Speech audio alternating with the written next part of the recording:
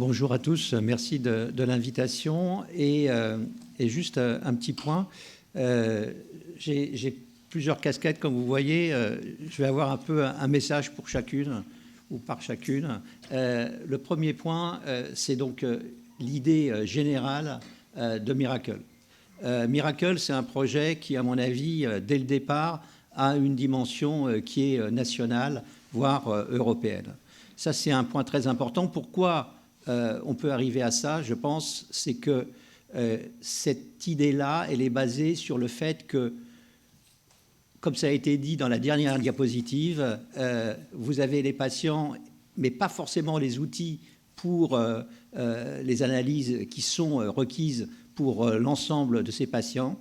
L'idée, donc, c'est une idée de fédération où chacun peut trouver sa place et où on peut avoir une synergie au niveau national.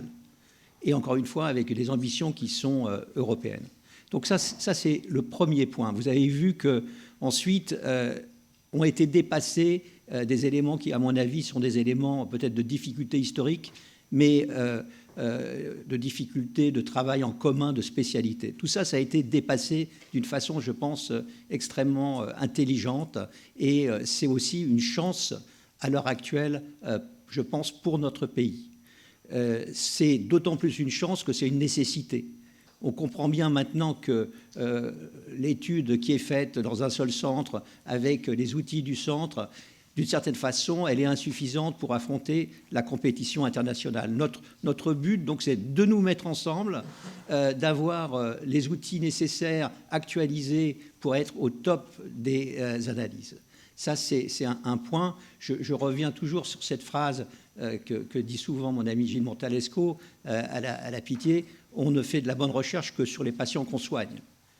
Et je pense que c'est profondément vrai. Mais on n'a pas forcément les outils pour faire la recherche de haut niveau sur les patients qu'on soigne. Et l'idée, c'est de permettre à tout le monde d'avoir ces outils. Ça, c'est le premier point. Le deuxième point, c'est, comme vous l'avez vu, on n'est plus à l'époque où la recherche académique et la recherche industrielle soit s'opposaient, soit étaient séparées. Je crois que tout le monde a bien compris qu'il y a une synergie entre les deux. Et la plateforme Miracle est, d'une certaine façon, un outil pour favoriser cette synergie. Alors, le premier point, effectivement, ça a été dit, la plateforme a eu le label de l'Institut Carnot à PHP. Qu'est-ce que ça veut dire? Ça veut dire que, finalement, elle a été distinguée sur ce label, qui est un label fondé sur la collaboration entre la recherche académique et la recherche industrielle. Encore une fois, cette plateforme a le label Institut Carnot à PHP. J'insiste sur ce point. C'est une plateforme qui n'est pas seulement à PHP. C'est une plateforme qui est nationale. Il faut que tout le monde soit clair là-dessus. Le point, c'est que cette plateforme, c'est effectivement un gage d'excellence technique, c'est effectivement un accélérateur d'innovation et c'est un outil pour des projets communs avec l'industrie entre les diverses équipes académiques et l'industrie. Ce point clé de la recherche avec l'industrie, on voit bien que pour les industriels, il y a une grande difficulté à avoir des cohortes qui soient très bien phénotypées. Le but de Miracle AI, c'est d'associer un bon recrutement et un bon phénotypage et un phénotypage d'excellence sur les données qui sont analysées. Ces données-là sont des données de cohortes françaises, mais on a déjà mis en place toute une série de cohortes internationales qui sont, à mon avis, tout à fait uniques au niveau européen, voire même au niveau international. Le troisième point, c'est d'assurer la standardisation des données. Ça a été très bien montré par Solène dans la présentation précédente, et c'est évidemment un point tout à fait crucial si on veut faire de la recherche d'excellence, et je dirais que ce point-là est aussi le point absolument crucial si on veut faire de l'IA d'excellence. Parce que ce n'est pas parce qu'on développe des outils d'IA extrêmement sophistiqués qu'on va avoir forcément des résultats qui sont très bons si les données, encore une fois, ne sont pas des données de qualité. La plateforme est pensée depuis le début pour l'IA, évidemment sur ses annotations d'excellence, sur des possibilités de validation indépendante par des cohortes de validation externe, des possibilités de co-développement aussi d'algorithmes d'IA. En quoi c'est aussi important que cette plateforme se développe comme ça? C'est aussi parce que l'IA, de mon point de vue en tout cas, ne peut pas se développer indépendamment de toute l'expérience qui a été développée en statistique classique. Et dans le, on va dire, dans je dirais le quotidien de cette plateforme, il y a des réunions de façon constante entre une démarche d'IA et une démarche de statistique classique. Je pense qu'on ne peut pas, avec l'IA, réinventer tout le travail qui a été fait depuis 50 ans en statistique classique, sinon on a une vision finalement assez technique et naïve de ce que sont les problèmes pour faire avancer la recherche clinique, que ce soit avec de l'IA ou avec des statistiques classiques. Et ce point-là d'articulation entre IA et statistiques classiques est aussi un point important pour cette plateforme.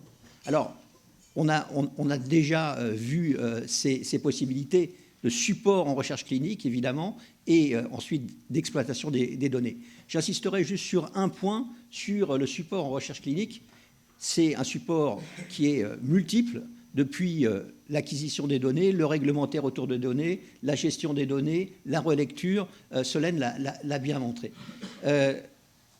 L'analyse des données aussi, encore une fois, elle est extrêmement importante de le placer, enfin, il est extrêmement important de le placer dans le contexte de ce qu'est la recherche clinique à l'heure actuelle.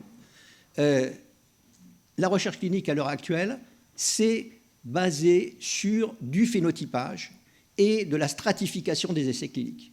Et l'idée de bien phénotyper, de phénotyper avec finesse les populations qu'on analyse, éventuellement de se servir de ce phénotypage dans des essais adaptatifs pour modifier le design au fur et à mesure que l'essai se fait, c'est un point, on va dire, d'évolution majeure de ce qu'est la recherche clinique en essais randomisés moderne. Quelques cas d'usage concrets, on en a déjà parlé, les essais cliniques randomisés avec ce que je viens de vous dire sur l'interaction entre un phénotypage fin, un essai qui prend en compte ce phénotypage à la fois dans les paramètres d'inclusion et les paramètres d'analyse, avec la possibilité de modifier le design de l'étude en fonction du phénotypage fin qu'on fait, en fonction de la clusterisation des populations qu'on a inclus. Les cas d'usage, on ne va pas les détailler, mais ce qui est important de savoir, c'est que d'ores et déjà, la plateforme existe, fonctionne à la fois sur un aspect académique et sur un aspect industriel. La validation de DM d'imagerie est aussi un point évidemment extrêmement important dans le développement de cette plateforme. C'est évidemment un support pour les essais académiques, c'est un support pour, on va dire, la validation de méthodologies techniques innovantes dans les DM d'imagerie.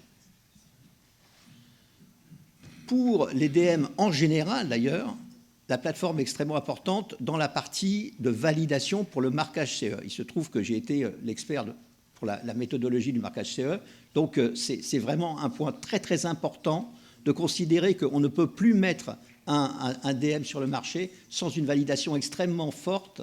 Et là encore, les éléments techniques d'excellence autour de la plateforme seront, pour les industriels qui feront appel à cette plateforme, à mon avis, un acquis et un point extrêmement positif vis-à-vis des autorités. Comme on l'a dit, il y a déjà toute une série de collaborations qui sont actives et qui sont extrêmement fortes, que ce soit à la PHP ou évidemment à l'extérieur de la PHP. Merci pour votre attention.